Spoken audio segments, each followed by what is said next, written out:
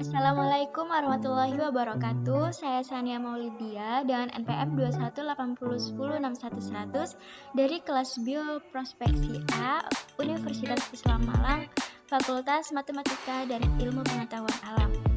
Pada video kali ini saya akan menjelaskan mengenai manfaat daun pepaya, yaitu Carica papaya terhadap penekanan pertumbuhan larva Aedes aegypti. Did you know, demam berdarah adalah penyakit virus yang berbahaya karena dapat menyebabkan kematian dalam waktu yang sangat singkat. Penyakit ini disebabkan oleh virus dengan vektor utama yaitu adalah nyamuk Aedes aegypti, sedangkan vektor potensialnya adalah Aedes albopictus. Gejala klinis DBD berupa demam tinggi yang berlangsung terus-menerus selama 2-7 hari dan manifestasi perdarahan yang biasanya didahului dengan terlihatnya tanda khas berupa bintik-bintik merah. Penyakit ini masuk ke Indonesia pada tahun 1968 melalui pelabuhan Surabaya dan pada tahun 1980 DBD telah dilaporkan tersebar luas di seluruh provinsi di Indonesia. Pada saat ini, pemberantasan Aedes aegypti merupakan cara utama yang dilakukan untuk memberantas DBD karena vaksin untuk mencegah dan obat untuk membasmi virusnya belum tersedia. Untuk mengurangi dampak negatif dari penggunaan insektisida kimia, maka perlu alternatif lain, salah satunya menggunakan insektisida alami.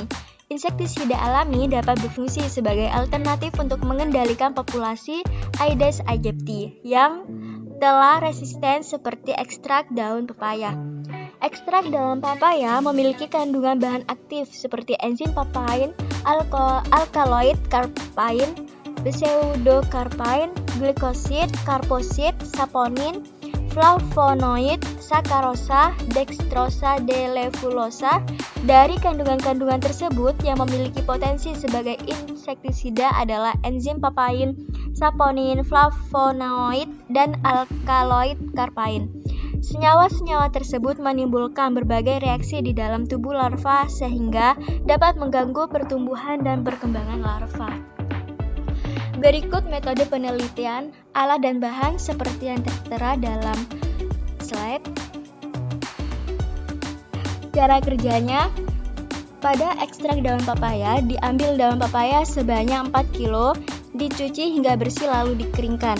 Ditimbang kembali untuk memperoleh berat akhir daun, kemudian dihaluskan dengan menggunakan blender.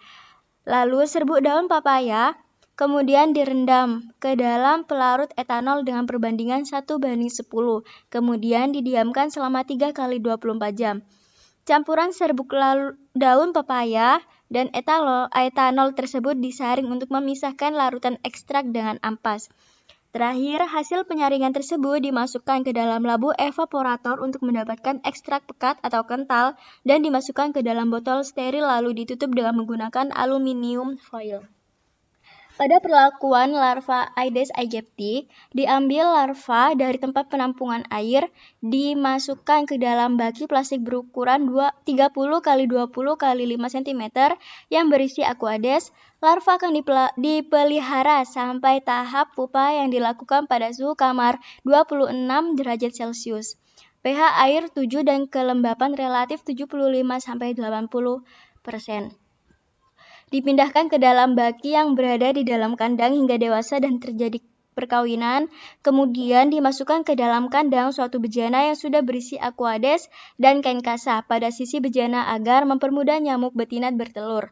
Kain kasa berguna sebagai tempat bertelur nyamuk-nyamuk betina. Kemudian terakhir diamati perkembangannya. Dari hasil penelitian tersebut didapatkan konsentrasi 400 ppm sudah mampu membunuh larva sebesar 5% dan dengan konsentrasi 1800 ppm dapat membunuh larva 100%.